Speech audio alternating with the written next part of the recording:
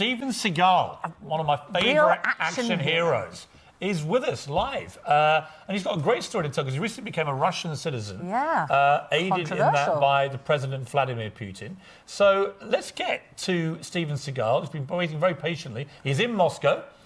Steven Seagal, good morning to you.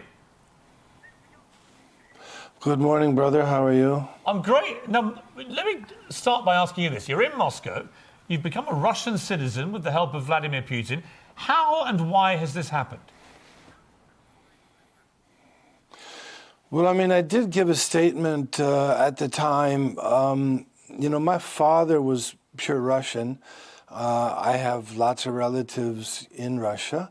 And, I love Russia. I love the country. I love the people. And, I think that one thing that's sort of not widely known is that, there are millions and millions of people in America who have dual and multiple citizenship. So this is not an uncommon thing. The thing that makes it controversial is, of course, all of the propaganda flying particularly from America, about Russia. And so therefore it becomes, kind of a controversial situation. Have you had any direct dealings with Vladimir Putin yourself? Well, of course, many. And what's he like? What are the misconceptions about him, do you think? Well, as I've said, many times, I think he's one of the great world leaders. He's brilliant, he's articulate, he's a great tactician. Him and I started out becoming friends over the martial arts. And the martial arts, has to do with a lot of things. It's a philosophy. It gets into, the history of tactics and the history of the world and the world in conflict and the world in peace. And so him and I basically, we don't have a political relationship. We really talk about, the martial arts and philosophy and people and, dilemmas in life, that kind of thing. Obviously, a lot of Americans see Putin as the enemy, but a lot of Americans also have a pretty dim view of your current president in the United States. What is your view of Donald Trump and his presidency so far? I think that, we have a really unfortunate situation in the sense that even though he was democratically elected, there are so many people out there who don't feel that that's the case. And we have just, a ton of enemies within. We have these,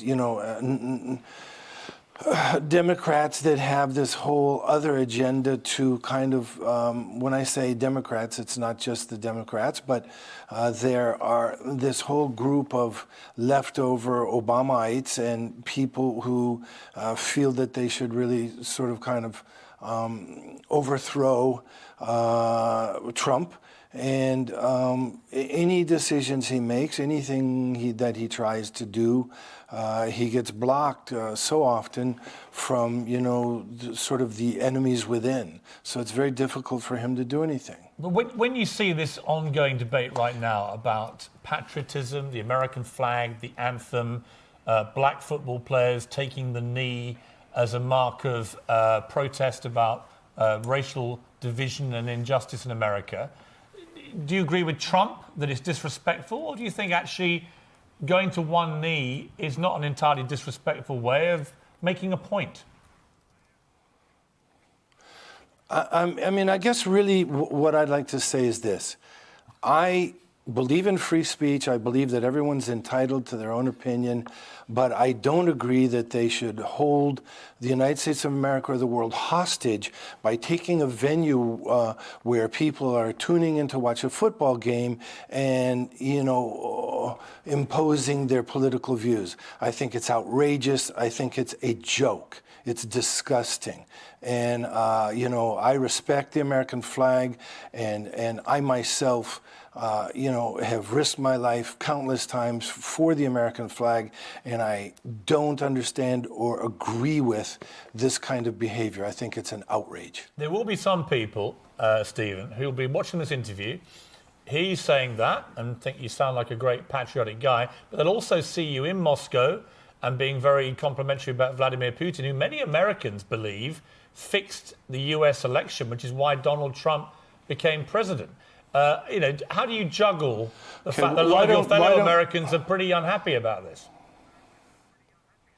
Why don't we really be honest here, Piers? Let's be really honest. Every country is involved in espionage. Every single country. The American spy, the British spy, the Russian spy, we all spy on each other. Let's be honest. However, for anyone to think that Vladimir Putin had anything to do with fixing the elections, or even that the Russians have that kind of technology, is stupid. And, we have a situation here where really all of this is happening, in my opinion, from astronomical propaganda. And this kind of propaganda is really a diversion, from creating a diversion so that the people in the United States of America won't really see what's happening. And I think most of the people in the United States of America and most of the people in Russia want to like each other, and we need each other. Russia and America should be great allies, and that's the way it should be. Well, I think that's absolutely right. I agree with you. Final question, Stephen. What are you up to movie-wise at the moment? Any big movies coming? I just finished a movie called Attrition. It's a movie about human trafficking. It's a movie about kung fu. It's a movie about honor, and great action movie. I'm just doing the post for it in Asia right now, and it's a great movie. I think it's one of the best movies I've done in a long, long time. Well, look forward to watching it, and a great pleasure and honour to have a movie star of your stature live on Good Morning Britain. We appreciate it very much. Thank you, Piers. Thank you so much. Steven Seagal, thanks very much indeed.